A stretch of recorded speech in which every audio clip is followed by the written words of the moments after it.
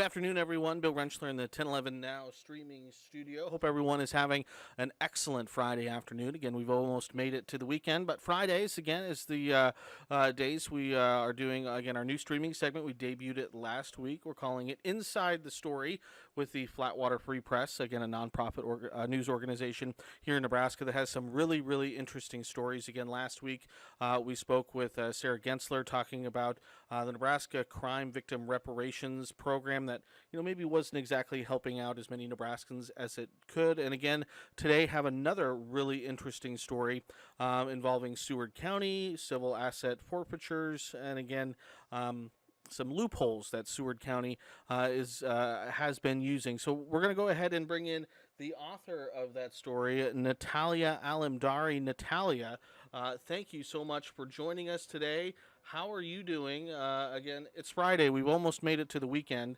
Hopefully, this little segment is a nice way to maybe kick off the weekend for both of us. Yeah, no, I'm doing well. Happy to have made it to Friday. Happy to be here. Awesome. So, Natalia, first, again, can you tell us just a little bit about yourself? Again, you're working with the Nebraska Flatwater or the Flatwater Free Press, but again, you've had several stops along the way. Can you kind of give us a little bit of your background? Right. So like you said, several stops along the way. I'm originally from Texas.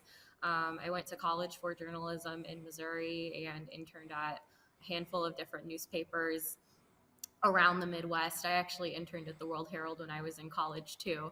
And then after college, I spent a few years covering education in Delaware, and then ended up back in Nebraska. So I've been here for about a year and a half now, covering a pretty wide variety of different topics. Awesome. And so this story, again, I kind of talked about it just very briefly here. Again, involves Seward County using some loopholes. Again, civil asset forfeiture. Again, it's a very in depth story. You did an excellent job writing it. Again, it is a lot. It is a lot of words. Again, you can find that story on the Flatwater Free Press's website, flatwaterfreepress.org. You can also find it on 1011now.com. I'll go ahead and I'll pull it up so everyone can kind of see what that story looks like. Can you kind of walk us through what this story is and kind of sort of, a 30,000 foot overview before we kind of get into maybe some of the nitty gritty? Sure. So the story is a deep dive into civil asset forfeiture practices in Seward County. For listeners who don't know, civil asset forfeiture is a process that allows local law enforcement to seize and forfeit a person's property, whether it's guns, a car, cash most of the time, without convicting the person of a crime. It's a process that happens all over the country. It's not unique to Nebraska. It's not unique to Seward. But the story really goes into detail on how in Nebraska, Seward is one of the top players when it comes to this. The county is just 17,000 people, close to, and they're pulling in similar numbers compared to Lancaster, Douglas. Like they are one of the top players when it comes to this. And that's something that a lot of experts I spoke to along the way repeated as well. And so the story kind of focuses on, again, you kind of introduce us to someone who's named Christopher Bolden. At the very beginning of this story. And Christopher, again, if you read the story, it sounds like was from Virginia, was driving to Colorado, got pulled over in Seward County. Can you kind of give us some background on what Christopher kind of went through? Sure. So this plot of events is very much pulled from police reports, details that were in his Supreme Court case, and Christopher's own perception of the events. So he's driving through Seward to get to Colorado. He says to meet up with friends, have a vacation. He's got his dog in the back seat of the van, and he gets pulled over for following too closely. Is asked to come sit in the sheriff's cruiser while the sheriff pulls together his traffic violation warning. And kind of over the course of that interaction, the deputy starts asking questions, asks if he can search his vehicle, gets his what's the word I'm looking for? Looks at his criminal background, sees misdemeanors related to marijuana, I think the police report mentioned something too about the smell of marijuana, just little things like that that lead up to the question, may we search your vehicle? Christopher says no, and the deputy Which he is summoned. allowed to do. Yes, he is allowed to do that.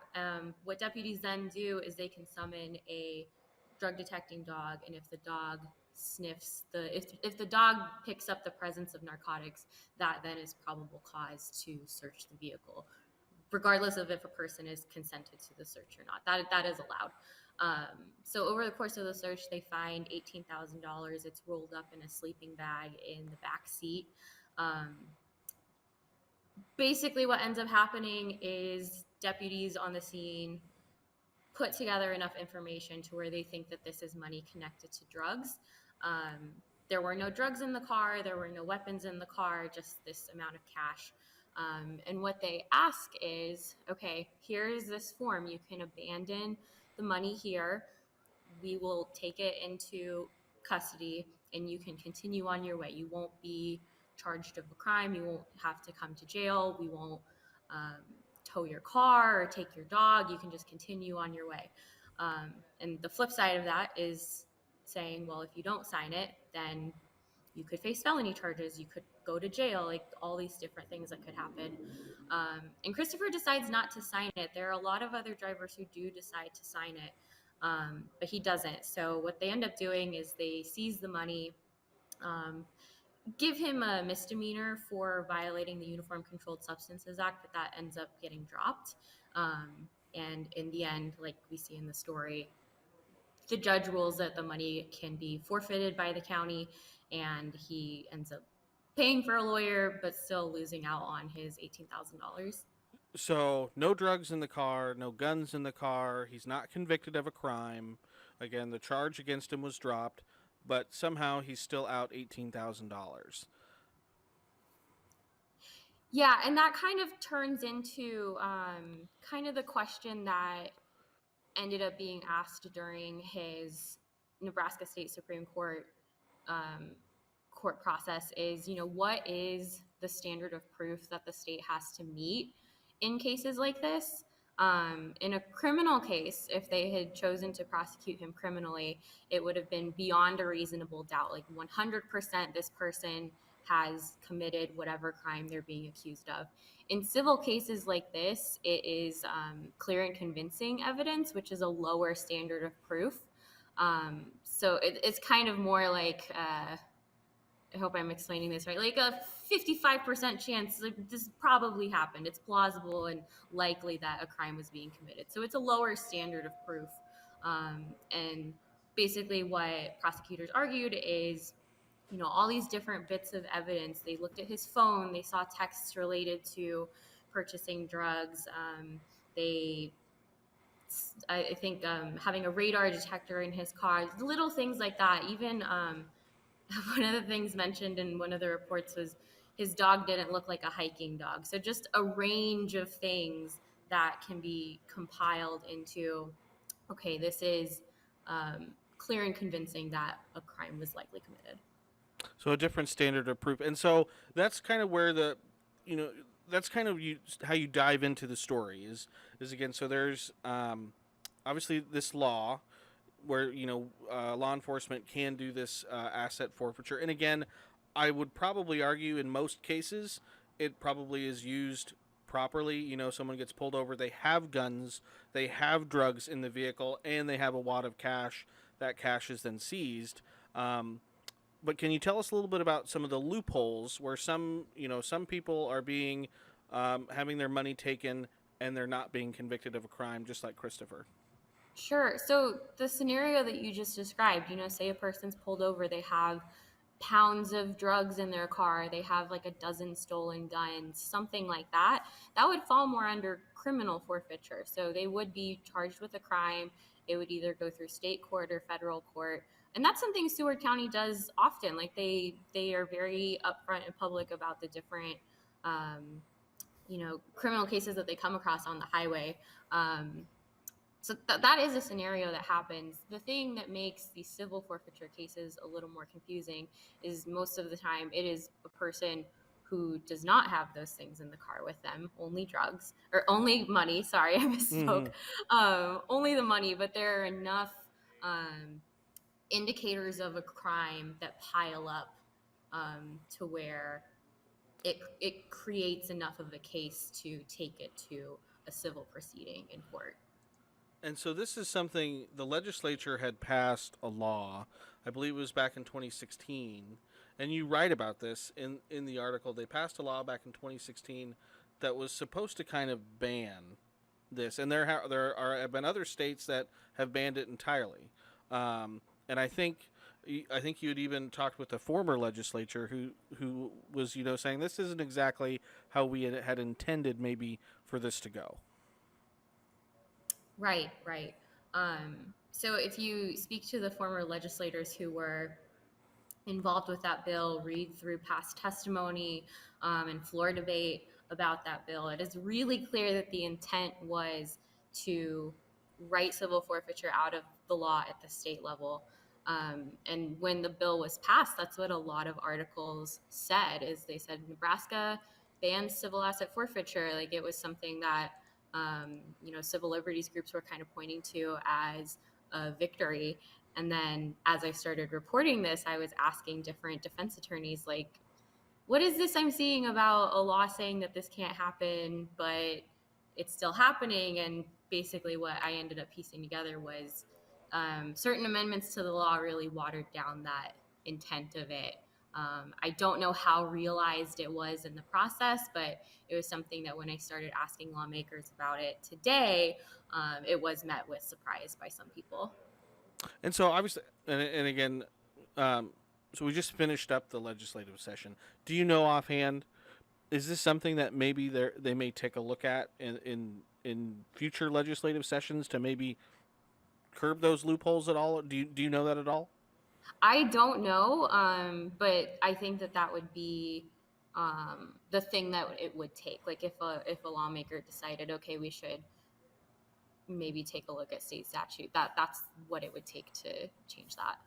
Awesome. So switching gears a little bit here, Natalia, I'm going to pull up our triple boxes again here. So you have this really interesting graphic in this story. Again, it's basically a statewide map, and it has county level data over the last 10 years that basically shows the amount of cases that have used this forfeiture process. And again, obviously, Interstate 80, we know.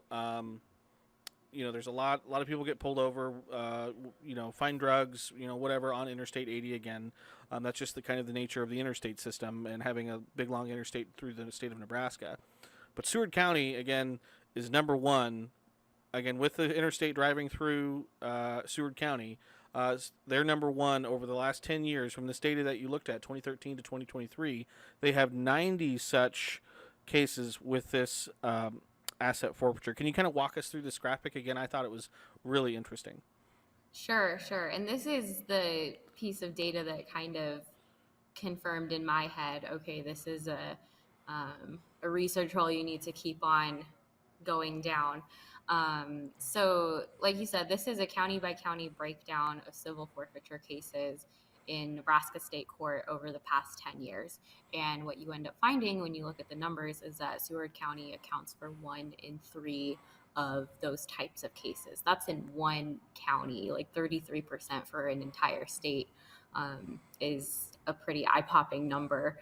And like, it is important to note, like, this is only state level cases. There are also federal these cases can be sent down federal court, and other counties do this, but Seward is a big player in both of these realms of court proceedings. So what I basically did with this number, I read through all 90 of these cases to see, okay, how much money was taken, was the money returned? Most of the time it was not. And another element that kept on popping up is that 75% of the time, the petition for forfeiture, the first piece of paperwork that's filed to start this kind of proceeding, included a line saying that whoever was driving signed a piece of paper essentially abandoning their property. So that was a theme that kept on popping up too. So this is just really the most Like, these are just numbers that you can't ignore, I think. Yeah, I mean, it really pops out again. Seward County, number one, 90 such cases. Number two is Buffalo County, and it's almost cut in half. It's 50 cases in Buffalo County. And again, you look at a county like Lancaster, again, obviously Lincoln, really big population, just 4 cases in the last 10 years.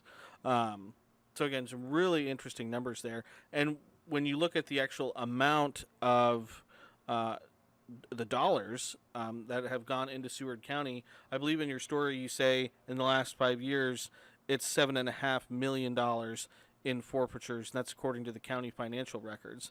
Can you tell us a little bit about the money, where it goes, and what it's being used for?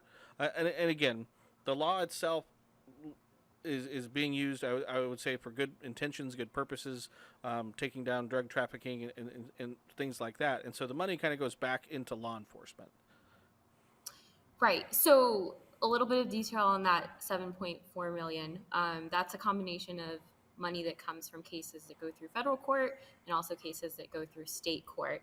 Um, and when you look at the federal number, I'm blanking on the number for Lancaster, but Lancaster has brought in the most from federal money over the past 5 years. Seward is right behind them. And so that money, that number is a combination of civil and criminal forfeitures.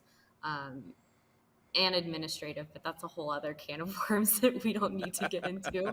But the money, it goes towards a variety of things. Some examples that pop into my head, it's anything from like a fancy like a conference call speaker that has like a 360 view. Our building has one. They call it an owl speaker. So anything from that for the county attorney's office to a purchase of new SUVs for the Seward Police Department or Milford Police Department. Other things that I'm remembering, a drone was one of the things that they purchased. 2 ballistic shields for $15,000. And the biggest thing that comes to mind, last year, the Seward County Commissioners approved the purchase of a building for the Homeland Security Task Force that Seward County Sheriff's Department's a part of. That was a $806,000 purchase. So it's really a range of things. Some things that are, necessary equipment, some things that are, different trainings that officers can go to. I think DARE programming is another thing that the money can be spent on. The federal money has some rules around what it can go towards. But yeah, really just anything law enforcement needs for functioning. Super interesting story, Natalia. Again, you really do an excellent job, really doing a deep dive into a lot of the corners of this story. Is there anything you think that we missed that we maybe need to touch on in the story? Because there is a lot. And again, if folks want to read this story again, they can do so. It's on flatwaterfreepress.org. It's right there on the homepage. It's also on 1011now.com. You can find it there. And again, readers can probably read through it and probably kind of make up their own minds about whether they think this is a good thing or maybe this is something that maybe needs some tinkering. Yeah, I think the only thing that I want to point out is like one of the big differences between civil forfeiture versus if a person were to go through a criminal case is, like we said, that standard of proof is different. But also, if you're going through a civil case, you don't have the right to a public defender if you can't afford an attorney. And that's one of those due process things that I like to circle back to, because I know people have asked me, okay, but what if these are drug dealers and we're taking money from people? A person should still have their rights to due process, right to an attorney, that different standard of proof. And that's just the thing that's being taken away in a civil case. It kind of flips that concept of innocent until proven guilty on its head. And I think that that's something important to keep in mind. And I think to kind of drive home that point again, kind of rounding back to Christopher, you quote him as saying, while he was being pulled over and everything, he kept thinking, I can't believe I'm being robbed. Right. just kind of again, being able to take people's money and they're not being convicted of a crime. There's no drugs. There's no guns. It kind of feels icky.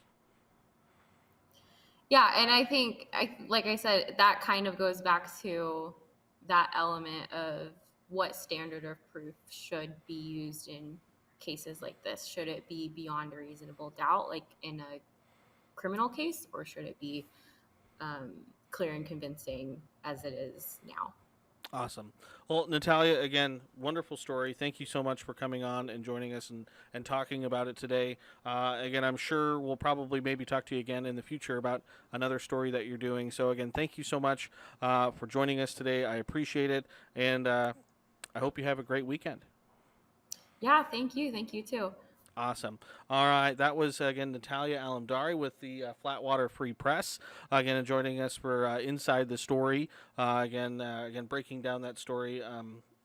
Seward County, and again, civil asset forfeitures versus criminal asset forfeitures, things like that. So again, I mentioned it already, but again, you can find that story on 1011now.com.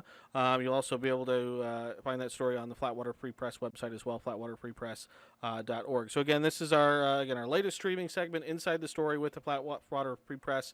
We're going to try and do this every Friday at right around 2 o'clock or so. So again, I had a really interesting conversation last week, another really interesting conversation today. So again, we'll have another conversation, I believe, next week as well. So again, tune in for that. So I appreciate everyone for tuning in and for joining this week. I hope everyone has a excellent weekend, and we'll go ahead and we'll see you next time.